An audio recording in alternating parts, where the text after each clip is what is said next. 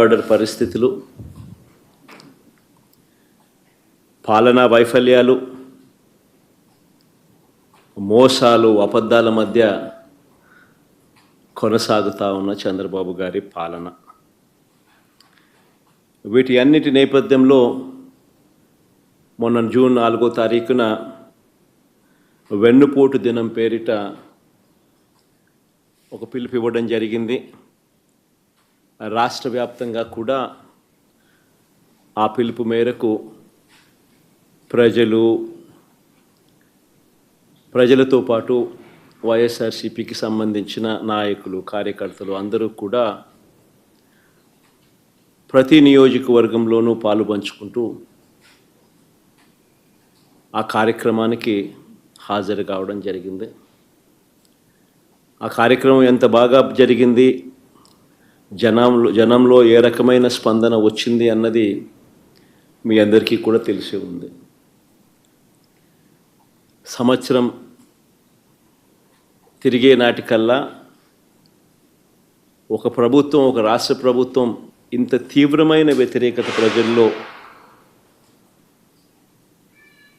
చోటు చేసుకోవడం అన్నది, ప్రజల మనసుల్లో చోటు చేసుకోవడం అన్నది బహుశా దేశ చరిత్రలోనే కూడా తక్కువైన అరుదైన పరిస్థితులేనేమో.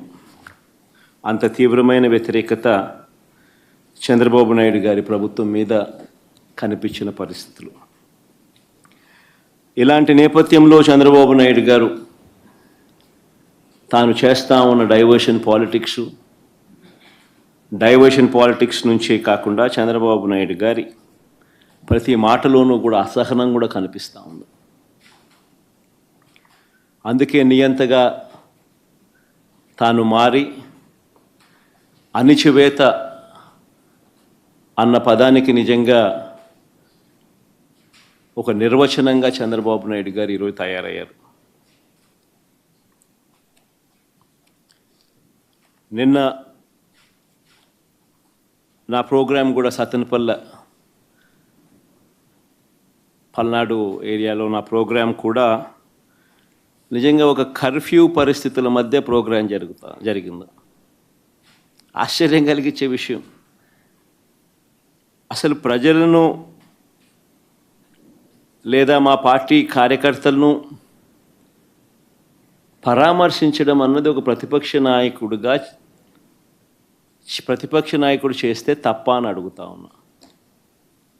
చంద్రబాబు నాయుడు గారిని సూటిగా ఈ ప్రశ్న అడుగుతా ఉన్నా. ఎందుకు ఇన్ని ఆంక్షలు పెట్టాలి?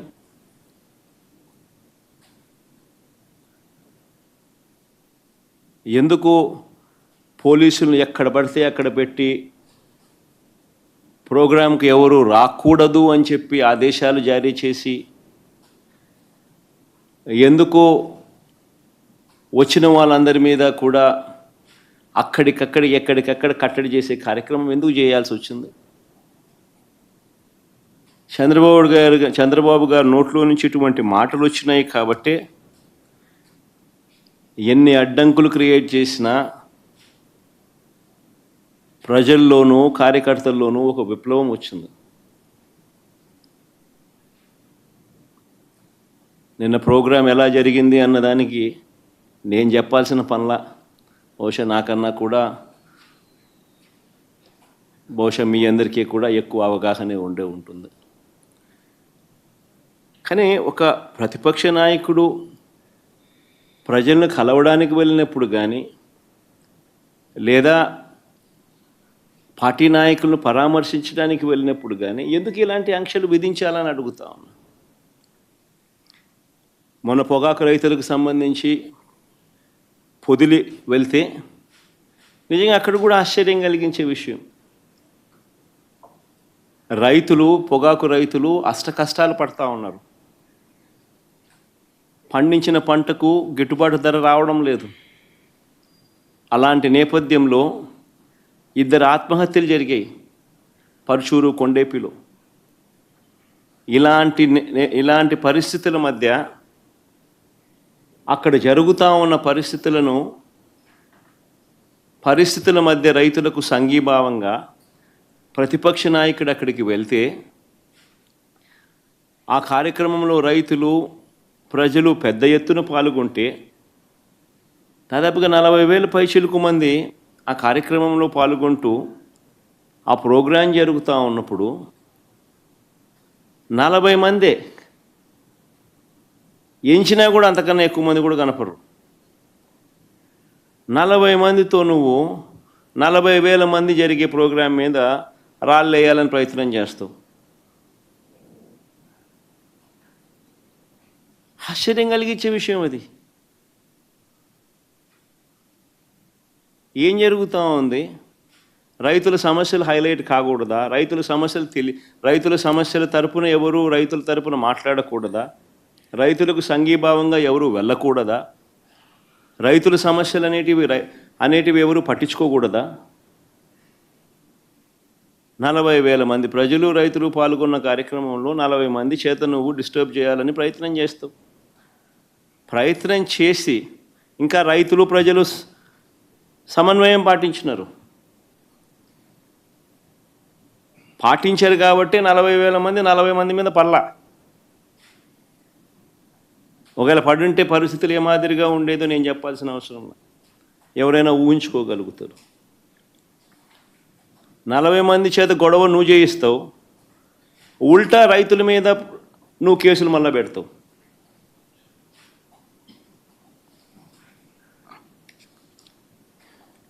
నేను అడుగుతా ఉన్నా చంద్రబాబు నాయుడు గారిని, ఎందుకు ఇంత భయపడతా ఉన్నావు? ఎందుకింత అసహనం అని అడుగుతా ఉన్నా చంద్రబాబు నాయుడిని. ఈరోజు రాష్ట్రంలో ఏ పంటకు గిట్టుబాటు ధర రాని పరిస్థితిలో రైతు ఈరోజు వ్యవసాయం చేస్తూ ఉన్నాడు. వరి కొనుగోళ్లకు సంబంధించి రైతు 300 రూపాయలు తక్కువ రేటుకు ధాన్యం మొన్న అమ్ముకోవాల్సిన పరిస్థితి దళారులకు. చంద్రబాబు నాయుడు గారి పుణ్యాన వరి దగ్గర నుంచి మిరప, పత్తి, జొన్న, కందులు, మినుములు, పెసులు, మొక్కజొన్న, సజ్జలు, రాగులు, వేరుశెనగ, అరటి, చీని, కొక్కో, ఇప్పుడు పొగాకు, మామిడి కూడా, ప్రతి పంట కూడా ఏ పంటకు కనీస మద్దతు ధర రావడంలా. రైతులు అష్ట కష్టాలు పడతా ఉన్నారు. ఈ మధ్యకాలంలోనే పల్నాడు జిల్లాలో 2 ఆత్మహత్యలు పొగాకు రైతులకు సంబంధించి పల్నాడు కొండేపిలో జరిగితే 2 రోజుల కిందట పల్నాడులో కూడా చిలకలూరుపేట నియోజకవర్గంలో, వినుకొండ నియోజకవర్గంలో 3, చిలకలూరుపేటలో 2, వినుకొండలో 1, మరో 3 ఆత్మహత్యలు చేసుకున్న పరిస్థితులు.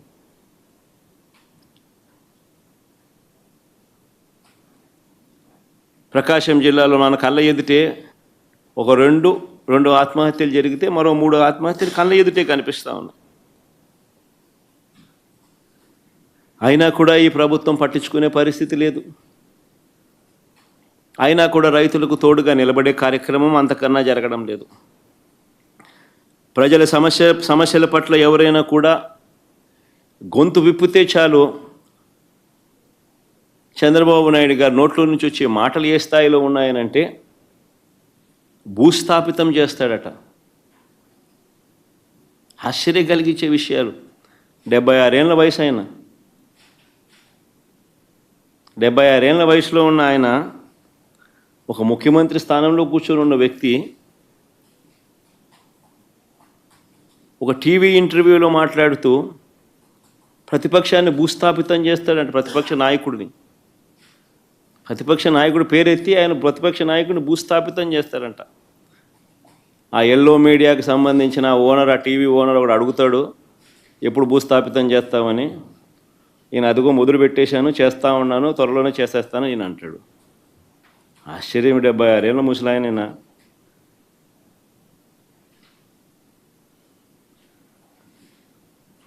ఈ వయసులో రెడ్ బుక్ రాజ్యాంగ పాలన ఏమిటి, ఈ బెదిరింపులేమిటి, వాడిని తొక్కుతా వీడిని తొక్కుతా అన్న మాటలు ఏమిటి?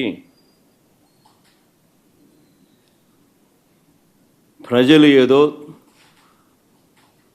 దేవుడు ప్రజలు దయదలిచి ఏదో అధికారం ఇచ్చారు. ఇచ్చిన అధికారంతో ప్రజలకు మంచి చేయడానికి పోయి, మంచి చేయాల్సింది పోయి, ఇచ్చిన హామీలను నెరవేర్చాల్సిన బాధ్యతను పక్కన పెట్టి అబద్ధాలతో మోసాలతో పరిపాలన చేస్తూ, వాటి గురించి ఎవరైనా ప్రశ్నిస్తే భూస్థాపితం చేస్తాను అనే మాటలు మాట్లాడుతూ ఉన్నాడు ఈ వ్యక్తి.